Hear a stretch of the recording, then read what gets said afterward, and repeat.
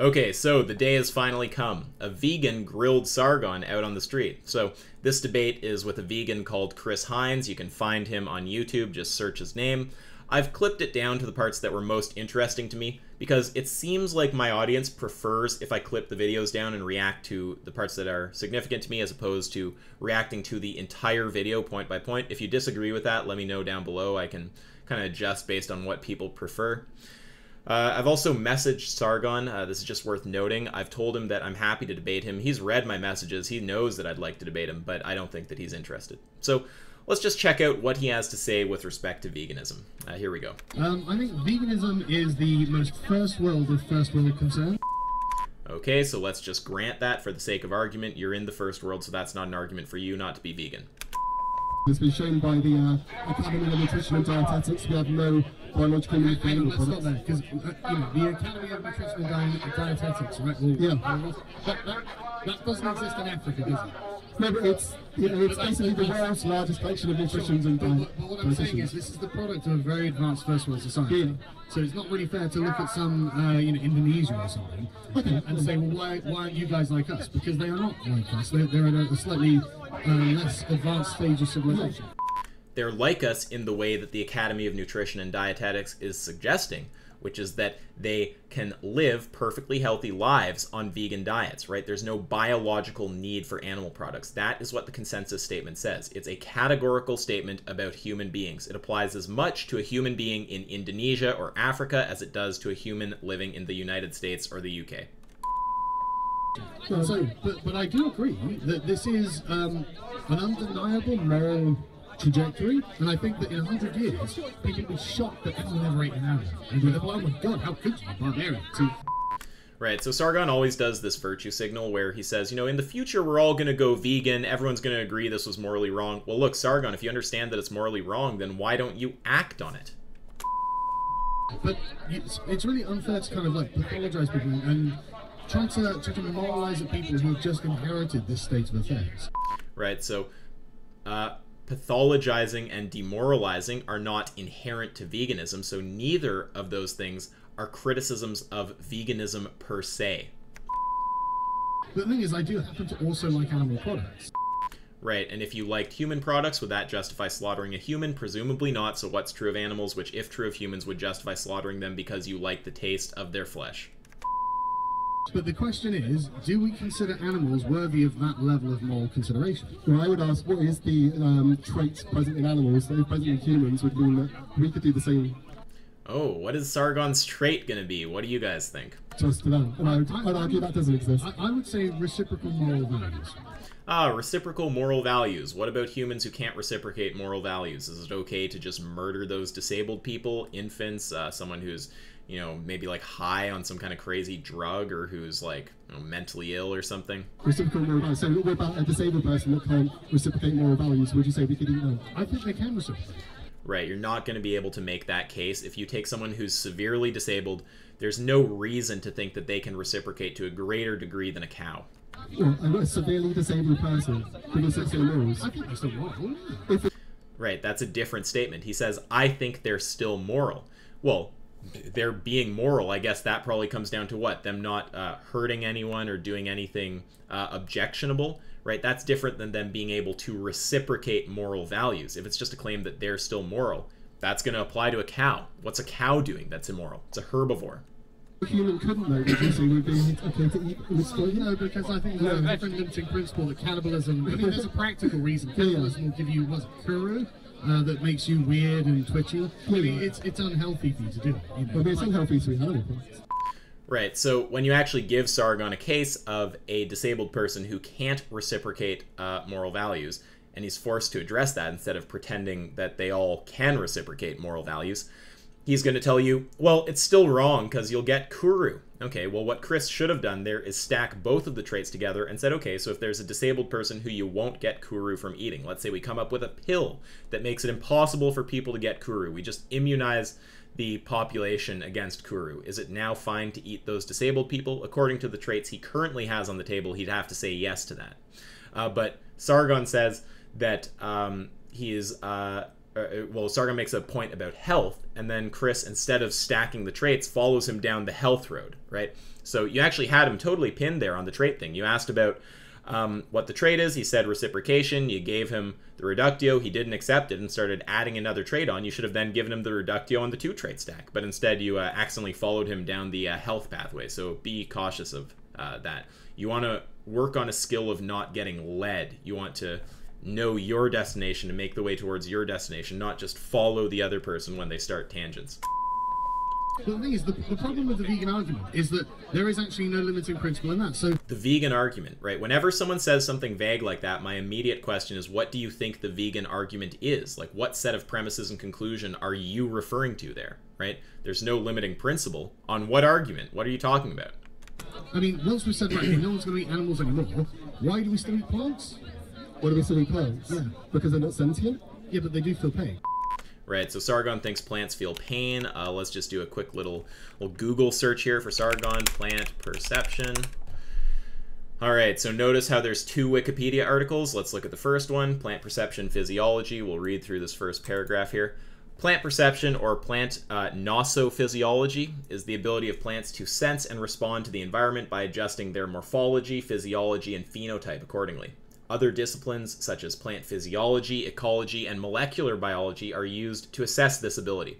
Plants react to chemicals, gravity, light, moisture, infections, temperature, oxygen, and carbon dioxide concentrations, parasite infestation, disease, physical disruption, sound, and touch. All right, now let's look at the other Wikipedia article. This is what Sargon's talking about. Plant perception, paranormal. Plant perception, or biocommunication, is the paranormal idea that plants are sentient, that they respond to humans in a manner that amounts to ESP, and that they experience pain, there's Sargon's claim, and fear. The idea is not accepted by the scientific community, as plants lack nervous systems. Paranormal claims in regard to plant perception are considered to be pseudoscience by many in the scientific community. The idea is distinct from measured plant perception and chemical communication. Right, so this is a pseudoscientific claim that you don't have any evidence for. It cuts against the scientific consensus. If you think that plants feel pain, let's see your evidence for that claim. Animals aren't sentient. They are sentient. Never. So plants are sentient, but animals aren't. I mean, what a position. So let's just do a little more Sargon Googling here. Cambridge, there we go, Cambridge Declaration on Consciousness. Okay, so on this day of July 7th, 2012, a prominent international group of cognitive neuroscientists, neuropharmacologists, neurophysiologists, neuroanatomists, and computational neuroscientists gathered at the University of Cambridge to reassess the neurobiological substrates of conscious experience and related behaviors in human and non-human animals. While comparative research on this topic is naturally hampered by the inability of non-human animals, and often humans, to clearly and readily communicate about their internal states, the following observations can be stated unequivocally.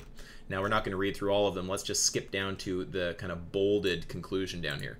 We declare the following. The absence of a neocortex does not appear to preclude an organism from experiencing affective states. Convergent evidence indicates that non-human animals have the neuroanatomical, neurochemical, and neurophysiological substrates of conscious states, along with the capacity to exhibit intentional behaviors. Consequently, the weight of evidence indicates that humans are not unique in possessing the neurological substrates that generate consciousness. Non-human animals, including all mammals and birds, and many other creatures, including octopuses, also possess these neurological substrates. So the position that animals are not sentient is just counter to the scientific consensus, okay? The consensus is that animals are, in fact, sentient. Now, I will cut Sargon a little bit of slack here. I always want to be fair to people, because later in the video, he seems to indicate that he thinks there's some kind of difference between consciousness and sentience. We are using those words interchangeably. Let's continue. Animals are sentient. The thing is, everything that vegans say about animals will also be argued to be true about plants, and so really, it's just about how you feel about it. Right. Now, I would agree that if it actually was the case that we had the same kind of moral considerations about plants, that, and you're just saying, I feel like I care more about animals, it would just be a feels argument. But Sargon is just asserting that we're going to discover the same things about plants as we've discovered about animals, right? Why would he think that we are going to discover plants are sentient? I would love his evidence for that, because if that particular discovery is not made, there's just no basis for moral consideration on my system or the system of, I think, most other people. I think you're looking for a categorical moral right here when it comes to veganism, and I don't think one exists. But I don't think it's categorical moral wrong either, or to eat animals. It really is depending on how you feel about defining these terms. Right, so you don't need some kind of like categorical ought to run this argument, right? You can just run it on hyponorms. We can talk about you having a hyponorm to not slaughter humans for hamburgers and having a hyponorm to slaughter animals for hamburgers, or at least a hyponorm of not finding any kind of like problem with it, to not be upset or outraged by it or whatever it is, right? To accept it. So all we have to ask is, what's true of the animal that, if true of the human, would cause your hyponorm to switch? There's no need to talk about categorical norms here. The argument will run just fine on the kind of hypothetical norms that a moral subjectivist believes exist. I like animal foods. But is taste a justification to take a life? Yes. Taste is justification to take a life. Okay, so what's true of animals that, if true of humans, would cause the fact that you like their taste to justify murdering them for food? If I find this man here tasty, I'm allowed to eat him. No, because he's a human. Okay, but what's the difference between a human and an animal? That if the animal possessed that trait, or the other way around, would mean it's okay to eat him? Yeah, it's called human privilege. Called human privilege? Yes.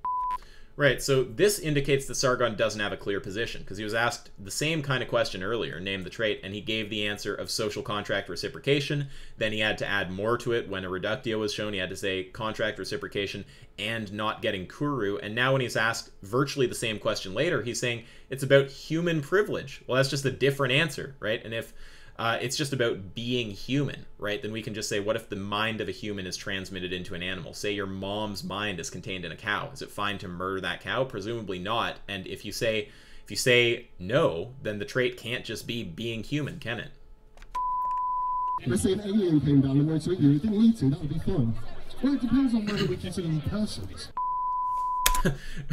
So whether it's ethical for an alien to come down and eat you depends whether we consider them persons. Okay, so let's say that aliens come down who are sufficiently conscious that we consider them persons. It's then okay for them to just holocaust the globe and eat everybody?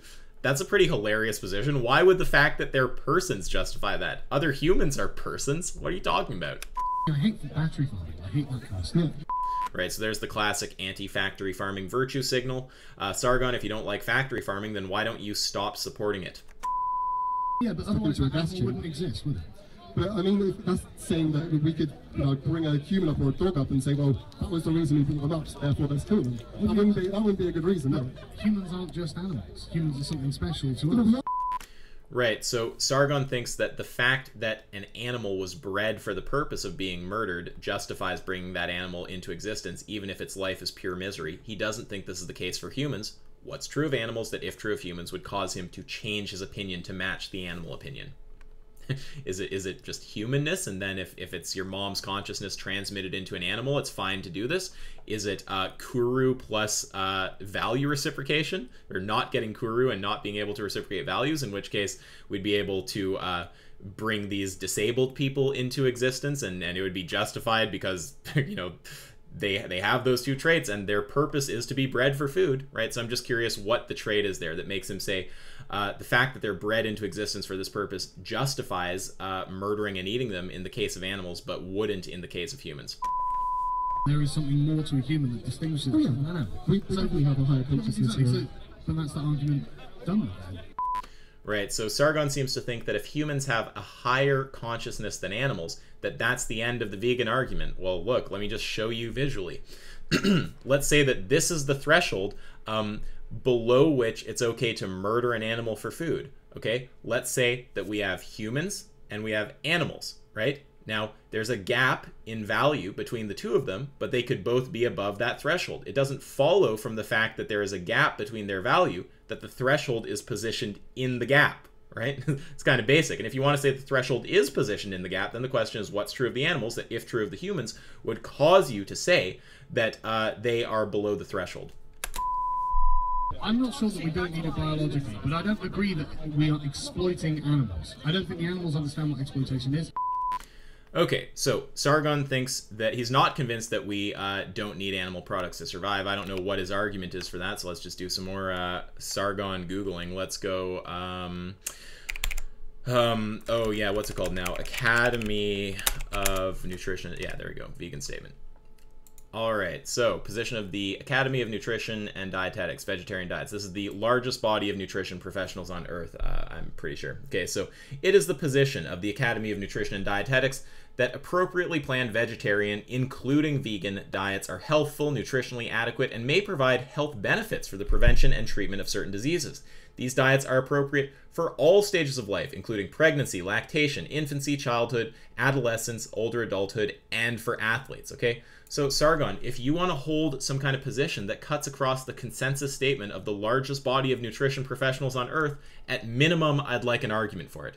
Now, you also said that you're not sure if you don't think that we're exploiting animals because they don't understand it. Well, I don't know if comprehension of exploitation is essential to exploitation, but let's just talk about whether we're doing something morally wrong, because maybe you have some kind of proprietary definition of exploitation. Okay, so let's go Dominion movie, right? What, YouTube? Do you think that this would be morally appropriate to do to a human? If we do this kind of stuff to, you know, our fellow man, would that be ethical, do you think? I'm curious, what's your opinion? Would it not be exploitation? And I mean, if you're going to say it's not, then my question is, would it be morally wrong? And if you take the position that this is morally wrong if done to humans, but apparently, you know, somehow it's not morally wrong if it's done to animals, then I'm just wondering what's true of humans, sorry, animals, that if true of humans would cause you to say that this is an appropriate way to treat humans. Okay, let's go back to, oops. I'm oppressing the animals, yes. Okay, they can live with it. I'm oppressing the animals, they can live with it. Okay, and would you ever make the statement, I'm oppressing humans, they can live with it, if you were, you know, killing and eating humans for burgers? Presumably not. What's true of animals that, if true of humans, would cause you to make that kind of statement or think that kind of statement is acceptable? Okay, so there's the end of the video. I think that was a atrocious performance by Sargon. I think Sargon should debate a vegan. I think that if he can't defend his position, he should change his position. You know, these are just crazy claims. Animals aren't sentient. Plants feel pain. Naming the trait as not getting kuru and not being able to reciprocate social contracts, then later changing the trait to just humanity. Saying veganism is some kind of first world thing while being in the first world. I mean, this is what we call level 0 carnism, people. Okay. So if you guys like my content, the best way to support is via Patreon, link down below. There's also merch down there. Got some Name the Trait hoodies and stuff, some Ask Yourself shirts. You can check it out if you want. And if you want to continue the conversation, then take it over to the Discord. There's tons of people there who love to talk through these issues. It's also linked below. That's all for today. Till next time.